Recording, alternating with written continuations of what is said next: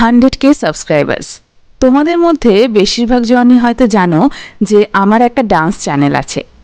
আজ থেকে 6 বছর আগে শুরু করা সেই চ্যানেলটা আস্তে আস্তে আজ 100K ফ্যামিলিতে পূর্ণ হলো।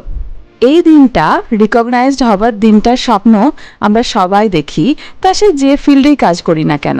রিকগনিশন একটা এমন জিনিস যা তোমাকে আরও ভালো কাজ করতে মোটিভেট করবে।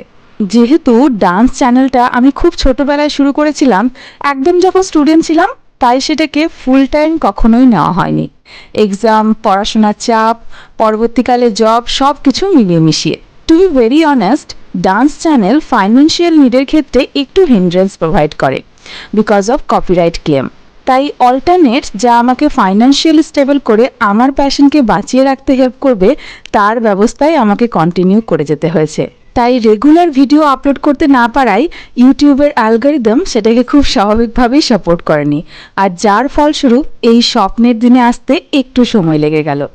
যেটা আমার কাছে খুব একটা ম্যাটার করে না, ম্যাটার করে আজকের দিনটা, যে দিনটার স্বপ্ন আমি অনেক আগে দেখে রেখেছিলাম।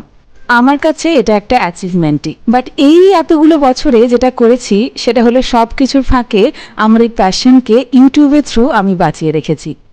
আর তার জন্য ক্যামেরার ওপাশে দাঁড়িয়ে আমার দিদি আর কখনো কখনো আমার বোন কঙ্কনা হেল্প করেছে এই ভিডিওগুলোকে তোমাদের সামনে আনতে। কখনো কোনো মাসে 2 বা 3টে, কখনো বা অ্যাটলিস্ট একটা ভিডিও আপলোড করেছি আমি। আর আমার স্যাটিসফ্যাকশন তাতেই। কন্টিনিউ করে যেতে পেরেছি, এটাতেই আমার ভালো লাগা।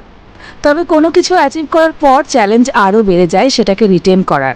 এরপর আমার কমিটমেন্ট নিজের প্রতি এটাই থাকবে যে আরও ভিডিও আপলোড করে ডান্স চ্যানেলটাকে আরও অনেক দূরে এগিয়ে নিয়ে যাওয়া।